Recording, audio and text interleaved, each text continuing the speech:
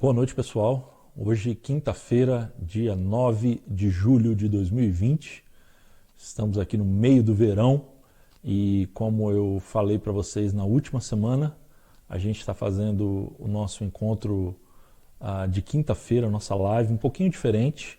Em vez da gente ter a reunião de oração com aquela interação, com o chat e outras coisas, a gente está apenas gravando uma mensagem, uma devocional, de mais ou menos 20 minutos, e aí eu estou disponibilizando essa mensagem todas as quintas-feiras, às 7 horas da noite, horário de Calgary.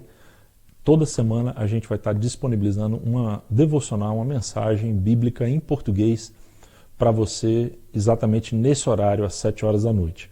Então é muito bom poder estar aqui mais uma vez nessa semana, e eu hoje quero fazer a última parte do estudo que nós começamos sobre o sermão, melhor dizendo, sobre a oração que Jesus ensinou, a oração conhecida como a oração do Pai Nosso.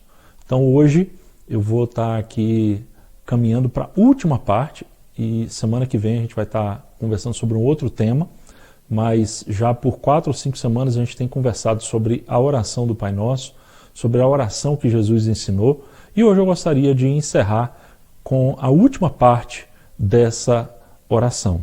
Quero ler toda a oração, mais uma vez, para se você tiver perdido alguma das partes iniciais, aí a gente vai ler toda a oração aqui. Pai nosso, que estás nos céus, santificado seja o teu nome, venha o teu reino, seja feita a tua vontade, assim na terra como no céu. Dá-nos hoje o nosso pão de cada dia. Perdoa as nossas dívidas, assim como perdoamos aos nossos devedores. E não nos deixes cair em tentação, mas livra-nos do mal, porque teu é o reino, o poder e a glória para sempre. Amém. Então essa é a oração conhecida como a oração do Pai Nosso.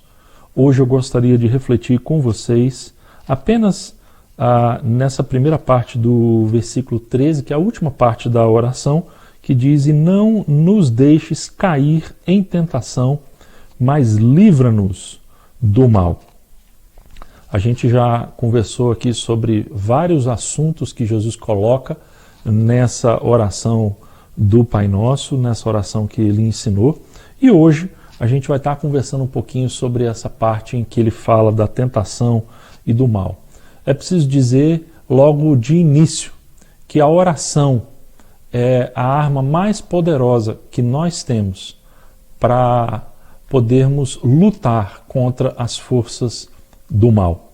Essa talvez seja a principal lição que nós temos aqui nessa parte. Muitas pessoas tentam enfrentar o mal por meio de superstição ou mesmo por meio de outras ferramentas, outras armas, mas a oração é a melhor arma, é a mais eficaz para a gente lidar com as forças do mal. E, gente, a verdade é que o nosso mundo é um mundo perigoso. O nosso mundo é um mundo cheio de coisas que acontecem todos os dias e que nos trazem mal, que nos fazem ver o mal. É preciso, antes de mais nada, a gente perguntar que mal é esse. Quando ele diz, livra-nos do mal, de que mal Jesus está falando aqui? Porque existe, a gente pode refletir junto aqui, pelo menos 2 categorias diferentes de mal. Pelo menos na língua portuguesa, pelo menos quando a gente fala em português, a gente sempre pensa no mal de 2 formas. A gente pode pensar no mal circunstancial, como sendo aquelas coisas ruins que acontecem com a gente. Então, algumas coisas até inofensivas, mas que nos fazem mal. De repente você fica doente, você experimenta um sofrimento, ou até coisas mais sérias, como a morte de um ente querido, uma tragédia. Pensa, por exemplo, na grande tragédia que é um avião caindo, ou um acidente de carro, enfim, coisas que acontecem nesse mundo, coisas que a gente não está imune de acontecer com a gente, que são coisas que a gente chama de mal. Mas esse mal é um mal circunstancial, é um mal de circunstâncias que acontecem na nossa vida. Esse mundo é um mundo imprevisível, muitas tragédias podem acontecer, de repente uma enchente, de repente um terremoto, de repente um tsunami, são coisas ruins. A gente pode pensar nesse tipo de mal como um mal circunstancial. Mas existe um outro tipo de mal, que é o mal moral. E aqui eu não estou falando simplesmente de coisas ruins que acontecem, mas eu estou falando de alguém que faz essas coisas acontecerem. Então, uma coisa é um acidente de carro, uma coisa é uma fatalidade. Outra coisa é um motorista bêbado que sai de casa e de forma inconsequente, ou ele sai de um restaurante ou de uma balada, e ele, bêbado, pega o seu carro de forma irresponsável e atropela e mata uma pessoa. Não foi simplesmente um acidente, não foi simplesmente um mal circunstancial. Foi algo provocado, intencional. Existe, até na linguagem jurídica, existe o crime doloso e o crime culposo, né? Existe a culpa e o dolo. Então é mais ou menos essa a diferença. Existem coisas que fazem parte da vida e que são circunstâncias ruins que acontecem. Mas existem coisas que a gente classifica como sendo um mal moral. E o mal moral, gente, existe.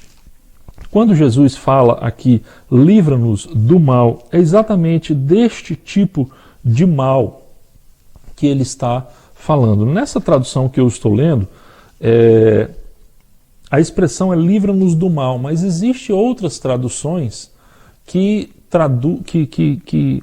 trazem livra-nos do maligno.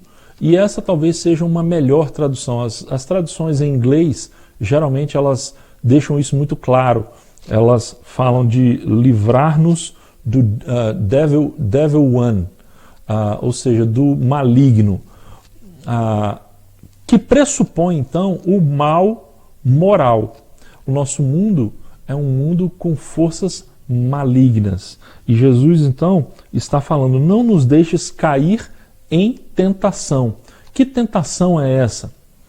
É a tentação de deixar que de alguma forma esse mal tome conta da gente. Um dos maiores riscos que nós enfrentamos ao lidar com o mal é nos tornarmos maus.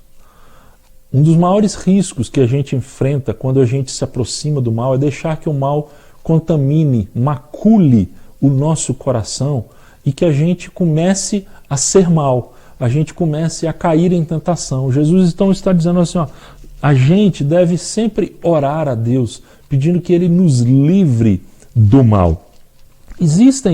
A gente pode pensar em sistematizar isso da seguinte maneira. A Bíblia fala de pelo menos 3 categorias de mal moral que existem no nosso mundo. A Bíblia fala do mundo, a Bíblia fala da carne e a Bíblia fala do diabo. Essa é a tríade ou a trindade do mal, como a gente pudesse falar nesses termos. A carne tem a ver com a nossa natureza pecaminosa, tem a ver com a nossa índole para fazer o mal, para fazer as coisas erradas. Muitas pessoas acreditam que o ser humano ele é bom por natureza e que ele vai ao longo do tempo vendo as coisas erradas e se contaminando com as coisas erradas. Outros acreditam que o ser humano ele é nem bom e nem mal, ele nasce neutro e aí durante a sua vida, de acordo com as experiências que ele tem, ele vai se tornando ou mal ou bom. Mas a verdade, gente, é que a palavra de Deus deixa muito claro para a gente que o pecado original maculou a nossa vida desde o nosso nascimento. Isso é muito claro em diversas passagens da Escritura, que mostram a nossa natureza pecaminosa. E é facilmente demonstrável, por exemplo, se você tem uma criança, se você tem filhos, você sabe que você não precisa ensinar o seu filho a fazer coisas erradas, ele faz sozinho. Mas você precisa dar um duro danado, você precisa se esforçar ao máximo para que o seu filho ou a sua filha aprendam a fazer o bem, aprendam a se comportar bem. Por que é tão fácil desencaminhar? Por que é tão fácil fazer o mal e tão difícil de fazer o bem? É justamente por causa dessa natureza. A Bíblia diz que nós somos como, um exemplo que eu poderia dar, um carro desbalanceado. Você, quando pega um carro desbalanceado, você vai dirigir, você tem que ficar com a mão no volante, porque se você largar o volante, o carro ele cai para a ribanceira, ele cai para fora da pista. Pois bem, o ser humano é como esse carro desbalanceado. Ele naturalmente, o coração do homem se inclina para o mal. O João Calvino, grande reformador do século XVI, disse que o coração do homem é uma fábrica de ídolos. Nós fabricamos ídolos, nós adoramos outras coisas que não o nosso Deus. E aí, gente, isso tudo é consequência da nossa carne, dessa natureza pecaminosa. Nós enfrentamos essa luta o tempo inteiro. O apóstolo Paulo fala muito sobre isso quando ele escreve aos Gálatas e também escrevendo aos Romanos. Ele fala dessa luta que é a luta da carne contra o espírito. Quando você nasce de novo, quando você tem a experiência da regeneração, da conversão a Cristo e a Deus, você adquire uma nova natureza. Mas essa sua velha natureza, ela permanece. E você precisa então lutar contra essa velha natureza. É uma verdadeira batalha espiritual. A batalha espiritual, ela nem sempre é necessariamente contra o diabo. Nós vamos falar sobre isso logo em seguida e é também. Mas a batalha espiritual acontece dentro de nós, com a nossa natureza pecaminosa, que nos induz a todo momento aos desejos da carne, a satisfazer aquilo que é contra a vontade de Deus. Então a gente tem essa luta, essa tentação, que é a tentação que vem da nossa natureza pecaminosa, é a tentação da carne. Mas além disso, a gente tem também as forças, o mal moral presente naquilo que o Novo Testamento vai chamar de mundo. O mundo, gente, é todo um sistema anti-Deus, é toda uma estrutura que existe no mundo em que nós vivemos, anti-Deus, anti-vontade de Deus. Então você sabe que quando você coloca várias pessoas juntas que não temem a Deus, elas acabam desenvolvendo e criando uma estrutura, uma sociedade que vai contra os princípios de Deus. Paulo fala, por exemplo, do perigo de nos amoldarmos, de tomarmos a forma do mundo ao nosso redor. E fala da necessidade de nós renovarmos diariamente a nossa mente para evitar que a gente seja simplesmente uma presa fácil diante do mundo que a gente vive. É bom lembrar que quando a Bíblia fala de mundo, ela não está falando necessariamente das pessoas que vivem no mundo, porque afinal de contas, Jesus, Deus, amou o mundo, amou a humanidade, amou as pessoas. Não é nesse sentido que eu estou usando a palavra mundo aqui. Eu estou usando a palavra mundo no sentido da sociedade anti-Deus em que nós vivemos. Os pensamentos, as ideologias, de onde vêm todas as ideologias anti-Deus, os pensamentos, as estruturas de pensamento, as lógicas irracionais anti-Deus, que muitas vezes se tornam o politicamente correto, o senso comum. E se nós não tomarmos cuidado, facilmente a gente é levado por essa correnteza que a Bíblia chama de mundo. Essa é a segunda força que nos leva à tentação e ao perigo do mal. E a terceira força é o mal encarnado, é o que a Bíblia vai chamar de diabo ou os demônios. São seres espirituais malignos que se opõem 100% do tempo à vontade de Deus. E existem para nos tentar, para nos desviar do caminho, para nos levar de alguma forma à rebelião, à rebeldia, ao pecado contra Deus. Esses seres, ao contrário do que algumas pessoas pensam, são reais, são verdadeiros e eles se opõem ao cristão e ao trabalho da igreja. Então, gente, nós temos essa tríade do mal. Nós temos a carne, nós temos o mundo e nós temos o diabo. E Jesus então nos ensina que a oração é a maneira correta de nós entrarmos nessa batalha. Se você quer ter alguma vitória nessa batalha, você precisa usar as armas devidas. O apóstolo Paulo desenvolve mais à frente, lá em Efésios capítulo 6, versículos 10 em diante, você pode ler depois, a armadura do cristão. Já falei sobre isso numa das lives anteriores, mas hoje eu gostaria de destacar a questão da oração. Porque lá naquela passagem que Paulo fala da armadura do cristão, ele diz que a oração é absolutamente essencial em todo o tempo. Por isso Jesus diz, não nos deixes cair em tentação. Senhor, nos livra. Dificilmente alguém vai ser apanhado pelo mal moral, seja pela carne, pelo mundo ou pelo diabo, se estiver de joelhos em oração. Dificilmente. Basta que você pense na sua vida, nas vezes em que você fraquejou, nas vezes em que você caiu, nas vezes em que você cedeu à tentação, nas vezes em que você se tornou mal. Essas vezes, nenhuma delas, com certeza você estava orando. Essa guerra é uma guerra que nós ganhamos de joelhos.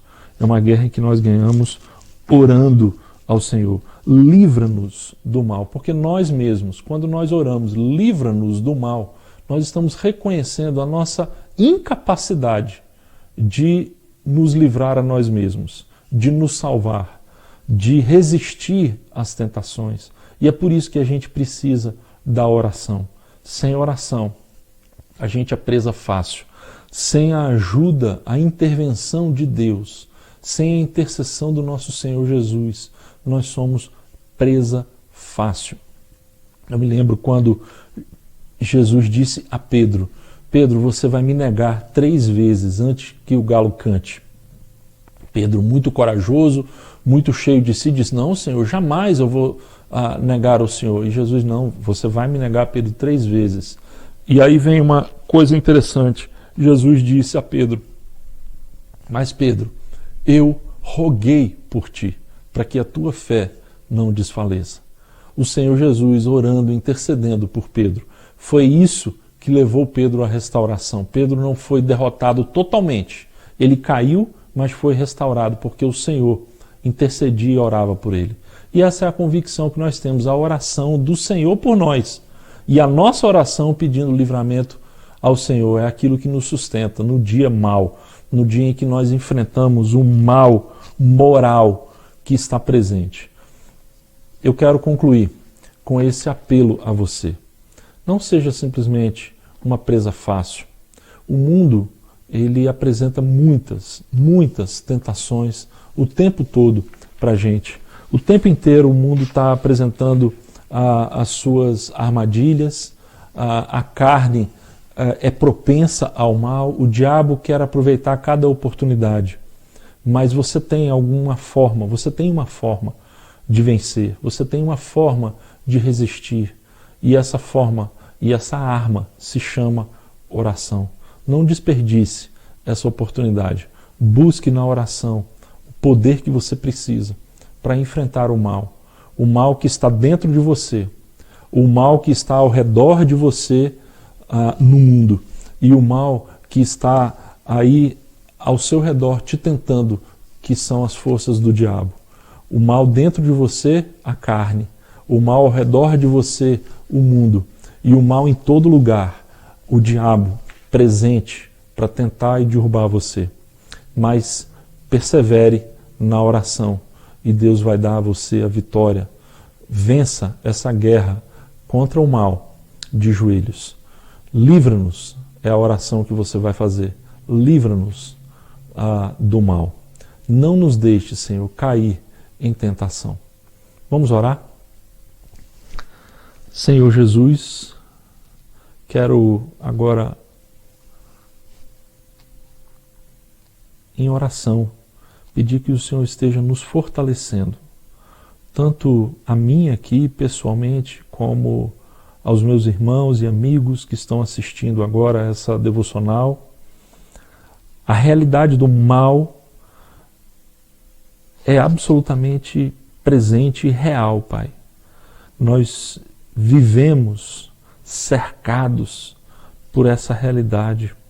E muitas vezes nós não nos damos conta de como sutilmente o mal vai entrando na nossa vida, o mal vai moldando o nosso pensamento e a gente vai se deixando influenciar, a gente vai se deixando, o mal vai crescendo, Pai, dentro da gente, às vezes na forma de uma amargura, de um ressentimento, às vezes em forma de raiva ou de ódio, às vezes, Pai, em forma de engano, de mentira, de alguma coisa que te desagrada, alguma impureza, Pai. Enfim, o mal tem muitas faces, muitas delas, Pai, sutis, e muitas vezes a gente, sem perceber, a gente vai se amoldando, Pai, a forma do mal ao nosso redor e mesmo dentro de nós. Nos ajude, Pai, nos livra do mal. Não nos deixes, Pai, como o Senhor Jesus nos ensinou a orar, não nos deixes cair em tentação. Nos ajude, Senhor, a lidar com essa realidade do mal que está presente o tempo todo. Que nós não venhamos a dar oportunidade, que não sejamos hospedeiros do mal, que a gente não venha a acalentar o mal na nossa vida como um animalzinho de estimação, Pai. Nos ajude sempre a estar alerta, vigilante contra a realidade do mal, Pai, e a lutar de joelhos em oração. Essa oração que nós te fazemos, por amor do Teu Filho Jesus Cristo. Amém. Assim a gente conclui a nossa reunião, nossa devocional de hoje. Semana que vem a gente vai estar junto de novo, mais uma devocional na próxima quinta-feira, às 7 horas da noite. Não perca também, próximo domingo, às 10h30 da manhã, o nosso culto semanal. E nessa sexta vamos ter também uma live especial falando sobre ciência e fé.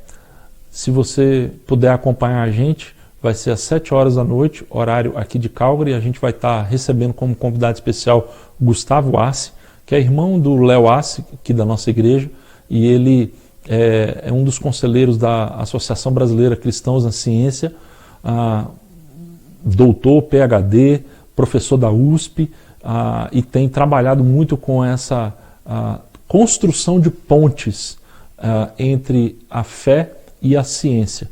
E a gente vai estar junto fazendo um bate-papo nessa sexta, às 7 horas da noite. Você é nosso convidado também para estar participando, tá bom? A gente se vê então sexta-feira, domingo temos o culto 10h30 e quinta-feira que vem a gente volta com mais uma reflexão, uma devocional em português. Que Deus te abençoe, tenha uma ótima semana com a sua família.